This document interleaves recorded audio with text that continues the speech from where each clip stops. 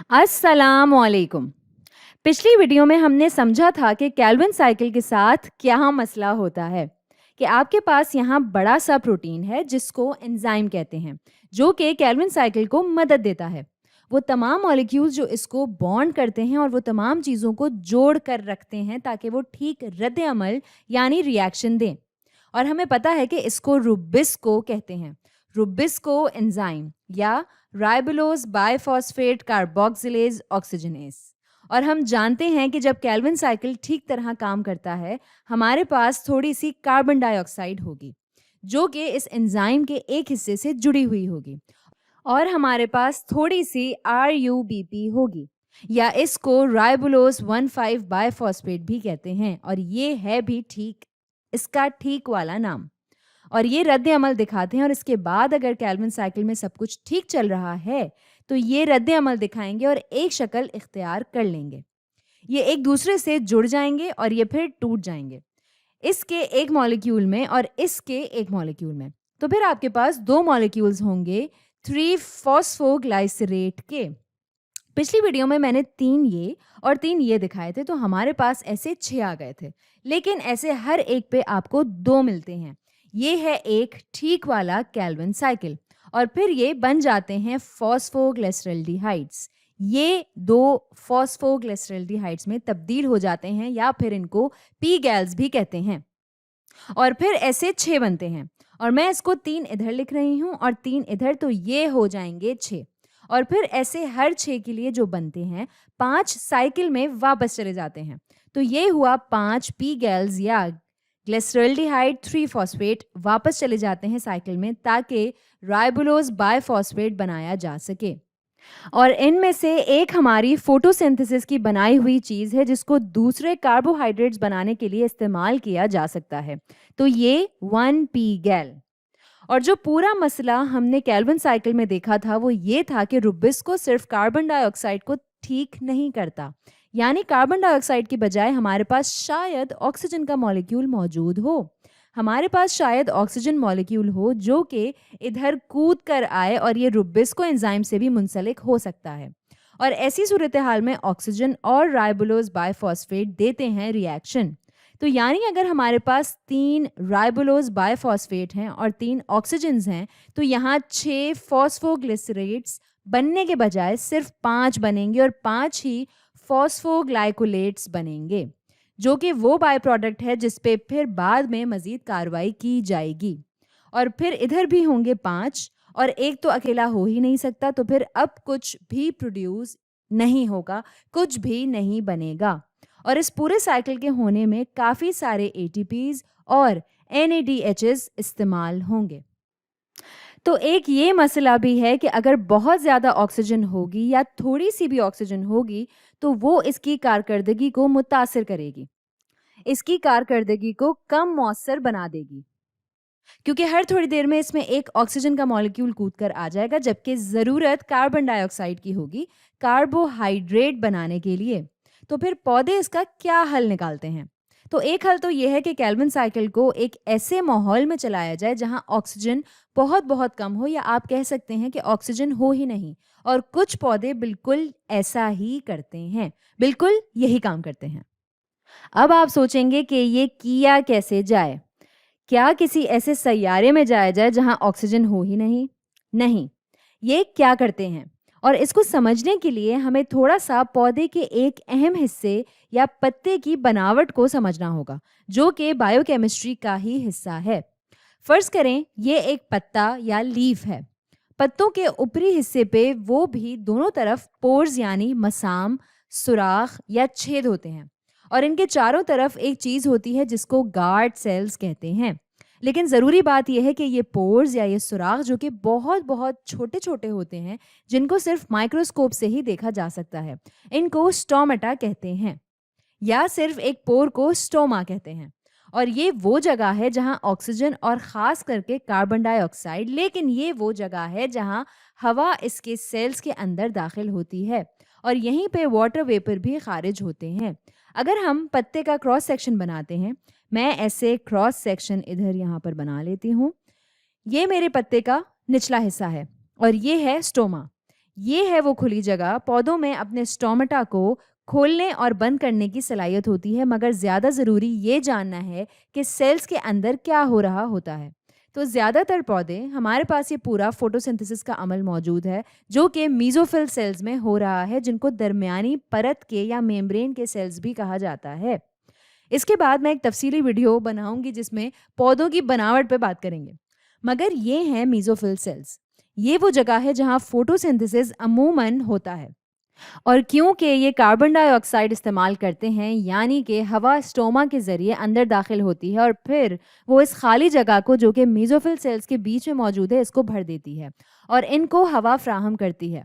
और हवा से मुराद यहाँ पर जो मतलब है हवा को लेके, वो ऐसी हवा है जो कि नाइट्रोजन, ऑक्सीजन, कार्बन डाइऑक्साइड और हर वो चीज़ जो हमारी हवा में मौजूद है इसमें होती है। और कार्बन डाइऑक्साइड की ज़रूरत है ताकि वो केल्विन साइकिल को काम में ला सकें। अब ये सारा मसला सिर्फ कार्बन डाइऑक्साइड मिलने का नहीं है, क्योंकि अगर ऐसा होता तो हमें फोटो रिस्पायरेशन की फिक्र ना होती। इसको ऑक्सीजन भी मिल रहा है, मॉलिक्यूलर ऑक्सीजन भी मिल रहा है। तो अब पौधे इसको रोकने के लिए क्या कर सकते हैं? और सभी पौधे नहीं, ज़्यादातर पौधे फोटो रेस्पिरेशन के मामले को संभाल लेते हैं या इससे बहुत आगे निकल चुके हैं। हाँ, वो इतना मौसर नहीं होता, मगर कुछ पौधे फोटो रेस्पिरेशन के मामले से आगे निकल चुके हैं, इवॉल्व हो चुके हैं। इनको कहा जाता है C4 प्लांट्स, या ये कि ये C4 फोटोसिंथेसिस अंजाम देते हैं। अभी हम थोड़ी देर में समझेंगे कि इसको C4 क्यों कहा जाता है। अभी सिर्फ याद दहानी के तौर पे, जब हम इस पूरे अमल को देखते हैं तो इस केल्विन साइकिल की पहली बाय प्रोडक्ट फॉस्फोग्लिसरेट है। ये एक 3 कार्बन चेन है। तो जो पहली दफ़ा हम कार्बन डाइऑक्साइड को फिक्स करते हैं, वैसे तो ये ऑक्सीजन में भी होता है, मगर अभी हम कार्बन डाइऑक्साइड की ही बात करेंगे। तो जब पहली दफ़ा हम कार्बन डाइऑक्साइड को फिक्स करते हैं तो हमारे पास 3 कार्बन चेन मॉलिक्यूल आ जाता है। इसीलिए इसको C3 फोटोसिंथेसिस कहते हैं। तो इससे हमने क्या समझा कि C4 वाले पौधों में जब पहली दफ़ा कार्बन डाइऑक्साइड फिक्स हो तो वो इनके पास 4 कार्बन मॉलिक्यूल होना चाहिए। और वो क्या करते हैं, ये बहुत ही दिलचस्प है। यहाँ सारे मेसोफिल सेल्स मौजूद हैं और इनको हवा मिल रही है, इनको कार्बन डाइऑक्साइड मिल रहा है और ऑक्सीजन भी, और जो भी सब कुछ हो वो सब कुछ। मगर हमारे पास कुछ पौधों में कुछ सेल्स ऐसे हैं जो अंदर से ज़्यादा गहरे हैं, पत्ते में ज़्यादा गहराई से बने हुए हैं, या बहुत ज़्यादा पेवस्त हैं, या कह लें कि एम्बेडेड हैं, जिसकी वजह से आने वाली हवा से पूरी तरह इनका सामना नहीं होता। स्टोमेटा से आने वाली हवा इन तक सीधा नहीं पहुंच सकती। तो हमारे पास इन खिलाफी सेल्स का पूरा अंबार मौजूद है। ये वो सेल्स हैं जो घेरा करके रखते हैं पौधों में जो मौजूद पाइप्स हैं उनका। वो पाइप्स जो कि पानी या किसी भी और बहने वाले मादे को पौधे में ऊपर नीचे जाने में मदद देते हैं। तो हमारे पास ये दूसरे सेल्स हैं जो ज़्यादा अंदर तक बने हुए हैं और हवा इन तक सीधा नहीं पहुंचती है, और ये हैं वो गिलाफी अंबार। केल्विन साइकिल में हर चीज़ मेसोफिल सेल्स में हो रही होती है और हमको फोटो रिस्पायरेशन से निमटना होता है। हमारे पास C4 प्लांट्स में या इन पौधों में जो कि C4 फोटोसिंथेसिस को अमल में ला रहे होते हैं, इसमें क्या होता है कि कार्बन डाइऑक्साइड अंदर दाखिल हो जाती है और ये होती है मेसोफिल सेल्स के अंदर। तो ये हैं हमारे मेसोफिल सेल्स, और इसमें अंदर आती है कार्बन डाइऑक्साइड और फिर ये देती है रिएक्शन। तो बजाय इसके कि ये RuBP या राइबोलोज बाइफॉस्फेट के साथ रिएक्शन दिखाएं, ये रिएक्शन दिखाता है एक दूसरे अजीब से नाम वाली चीज के साथ। ये एक कंपाउंड के साथ रिएक्शन दिखाता है जिसको अभी हम PEP बुलाएंगे। दरअसल इसका नाम है फॉस्फिनोल पायरुवेट, या इसको फॉस्फिनोपायरुविक एसिड भी कहते हैं, या इसे पेप भी कहते हैं। हमें बस इतना याद रखना है कि ये 3 कार्बन चेन है, और भी चीज़ें होती हैं मगर अभी हम सिर्फ कार्बन्स का याद रखेंगे। तो जब ये दोनों रद्द अमल या रिएक्शन दिखाते हैं तो हमें क्या मिलता है, हम देख सकते हैं कि हमारे पास ये हुआ एक कार्बन, ये 3 कार्बन्स, तो हमें मिला 4 कार्बन मॉलिक्यूल। और इस रिएक्शन को मदद रुबिस्को से या राइबोलोज बाइफॉस्फेट कार्बोक्सिलेज ऑक्सीजनेज से नहीं मिलती। इसको मदद मिलती है एक अलग किस्म के एंजाइम से, और ये की है, यानी बहुत ज़रूरी है C4 के लिए। इसको कहते हैं पेप कार्बोक्सिलेज। तो याद रखना है कि रुबिस्को या राइबोलोज बाइफॉस्फेट कार्बोक्सिलेज, इसने रद्द अमल दिखाया राइबोलोज बाइफॉस्फेट का कार्बन या ऑक्सीजन के साथ, इसीलिए इसमें ऑक्सीजनेज आता है, लेकिन अब हमारे पास कुछ ऐसा है जो रिएक्शन दिखाता है हमारे पेप यानी फॉस्फिनोल पायरुवेट का कार्बन डाइऑक्साइड के साथ। तो अब ये कहलाता है पेप कार्बोक्सिलेज। ये एक एंजाइम है। इसमें स्पेशल क्या है या इसमें खास क्या है और ये क्यों कारआमद है? फोटो रिस्पायरेशन को खत्म करने के लिए, यानी सिर्फ कार्बन को फिक्स कर सकता है, ऑक्सीजन को नहीं। तो अब आप समझ सकते हैं कि ये सब मीजोफिल सेल्स में हो रहा है। आपके पास ऑक्सीजन और कार्बन डाइऑक्साइड घूम रहे हैं, लेकिन सिर्फ कार्बन डाइऑक्साइड पेप के साथ रद्द अमल दिखा सकता है, पेप कार्बोक्सिलेज के जरिए। तो अब ये रद्द अमल दिखाते हैं या रिएक्शन दिखाते हैं, ये असल में ऑक्सैलो एसिटिक एसिड या फिर ऑक्सैलो एसिटेट बनाते हैं। और आपको शायद ये क्रैब साइकिल वाली वीडियो से याद हो, ये हमारे क्रैब साइकिल में पहली रिएक्शन दिखाने वाली स्पीशीज थी। तो ये सारे मॉलिक्यूल्स हमारे कीमियाई रास्ते में नजर आते रहते हैं और ये दिलचस्प है अगर आपको इस तरह की कोई चीज़ दिलचस्प लगती है तो। मगर ज़रूरी बात यह है कि ये ऑक्सैलो एसिटेट बनाते हैं और फिर ये तब्दील होता है या तो मैलेट में या एस्पर्टेट में। मगर ये सब 4 कार्बन मॉलिक्यूल्स हैं, ये थोड़े अलग हैं। इनमें अलग ऑक्सीजन और हाइड्रोजन्स होते हैं, मगर ये या तो मैलेट होता है या फिर एस्पार्टेट।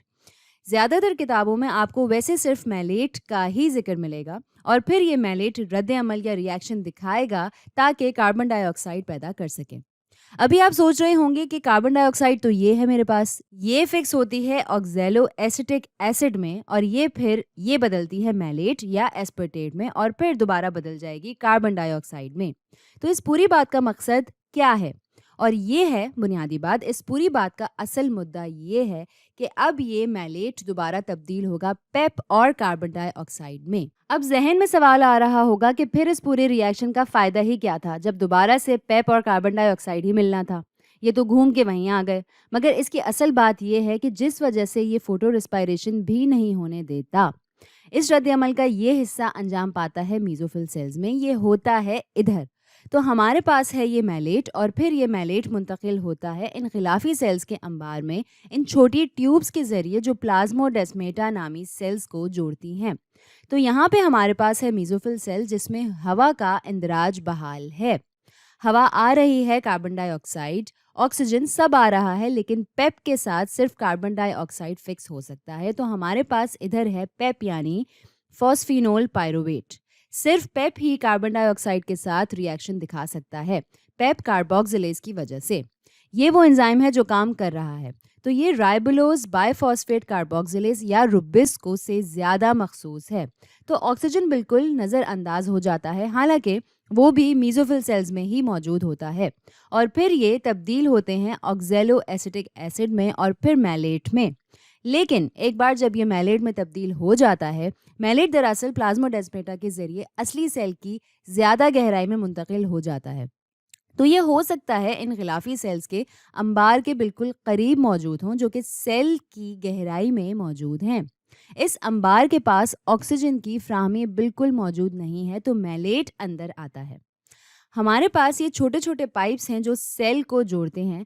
तो ये एक पाइप, तो ये मैलेट इधर आ सकता है और फिर इस गहरे वाले सेल के अंदर, इस गिलाफी अंबार के अंदर ये रद्द अमल देखा जा सकता है ताकि कार्बन डाइऑक्साइड और पायरुवेट बना सके।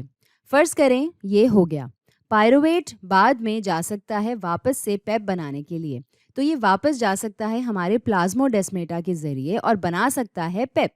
तो पूरी बात यह है कि इस गिलाफी अंबार के अंदर एक ऐसा माहौल है जिसमें सिर्फ कार्बन डाइऑक्साइड मौजूद है। इधर मेरे पास बिल्कुल भी ऑक्सीजन नहीं है, बल्कि बाहर की तरफ कार्बन डाइऑक्साइड के लिए चुनना पड़ेगा या चुनाव करना पड़ेगा, या फिर मीजोफिल सेल्स में मौजूद हवा के आसपास या उसके करीब करीब। अब जबकि मैं पौधे की गहराई में मौजूद हूँ, मैं ऐसे माहौल में मौजूद हूँ जहाँ सिर्फ कार्बन डाइऑक्साइड है, क्योंकि मैंने ये चुनाव किया है और अब मैं केल्विन साइकिल अंजाम दे सकती हूँ। तो अब इस गहरे सेल के अंदर, इस गिलाफी अंबार के अंदर या बंडल शीट के अंदर कार्बन डाइऑक्साइड को राइबोलोज बाइफॉस्फेट या रुबिस को इस्तेमाल करते हुए फिक्स कर सकती हूँ, जैसा कि हमने केल्विन साइकिल में सीखा था।